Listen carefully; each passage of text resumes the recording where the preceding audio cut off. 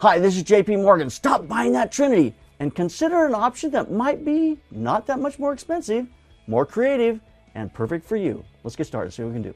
So is there a great alternate to the Trinity? I believe there is, and one you might want to consider. The Trinity has been a standard for so long. It gives you three lenses that overlap or butt up against each other that give you a view. Tamron's view goes all the way from 15 millimeters to 200 millimeters in EF versions.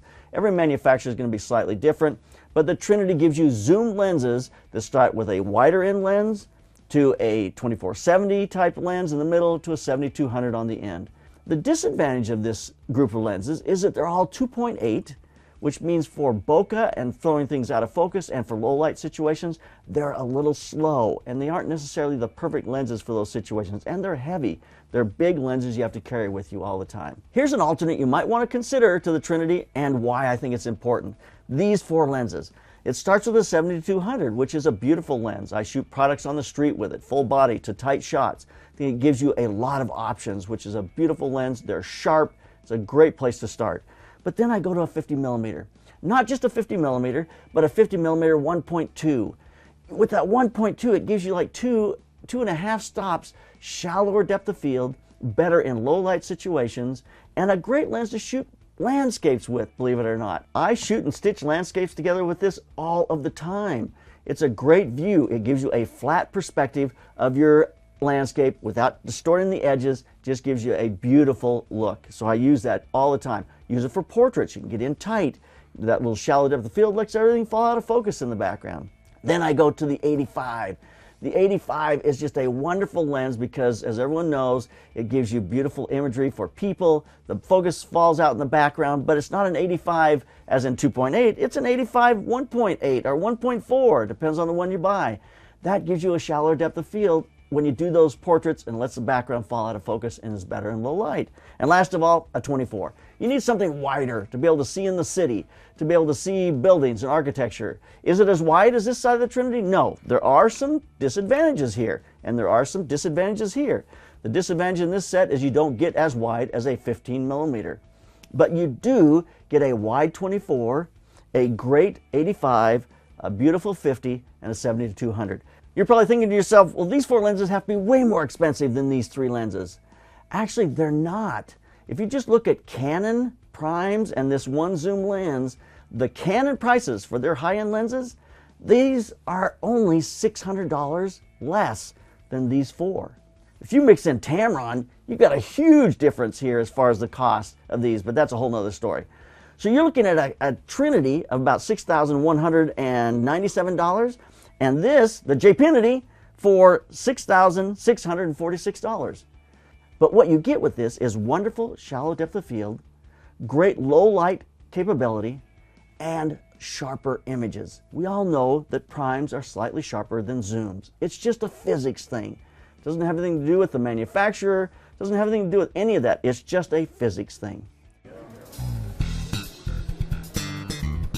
I truly believe that music picks you. You don't pick to be a musician. Music will find the people that they want to represent them, and once you get the bug, there's nothing you can do about it.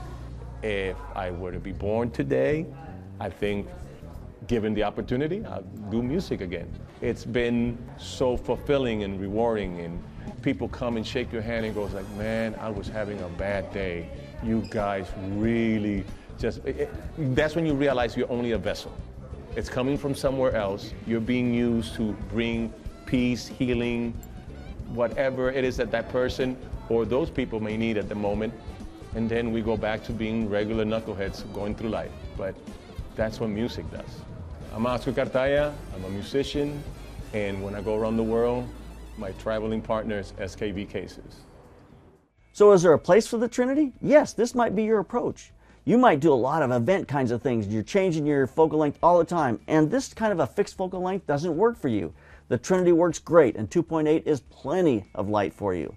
But even a lot of event photographers are going to a shallower depth of field and a little faster lens because they need more light in those situations.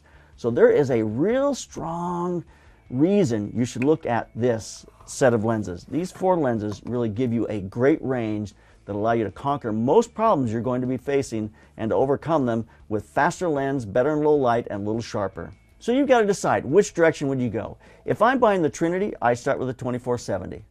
It's a great lens, gives me great capabilities, and just is a great walk-around lens. It's a really standard walk-around lens.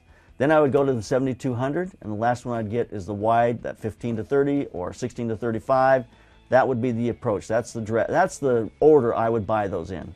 If I was going to buy these 4 lenses, this is the order I'd buy them in. I'd start with a 50mm lens because it's just so easy to shoot products, people, landscapes. It's just a great overall lens, and at 1.2 it gives you the capability to get really shallow depth of field. It's a great place to start. Then I'd go to 7200 because I just think the 7200 looks absolutely beautiful when you shoot it outside with people, when you shoot it in any kind of a situation where you're shooting people. I think the 7200 looks excellent. It can be great for landscapes as well as you stack up the perspective, as you collapse that perspective in the distance. Then I would definitely go to the 24, and then the last one I'd add is the 85. So that's the order I'd buy it in right there. The order I'd buy this one in would be just like this. It's like I'm playing a shell game. All right, so there's a look at the Trinity versus the J-Pinity. I learned a lot looking at this, thinking about how I shoot and what I really enjoy, and I have gravitated more and more and more to prime lenses over my career. I still use the Trinity, I still use zoom lenses. It's not that I don't, I really truly do. But in the end, the reality is you choose something that's going to work for you, and then you go out and make great images. And you can buy lenses all day long, you can talk lenses all day long, but until you get out and shoot, these lenses are not going to do anything for you. You got to get out there and make something happen. So leave some comments below. We want to hear exactly what you think about this new thought for a replacement of the Trinity. Does it work? Does it not? Let's hear about it. So keep those cameras rolling, keep on clicking.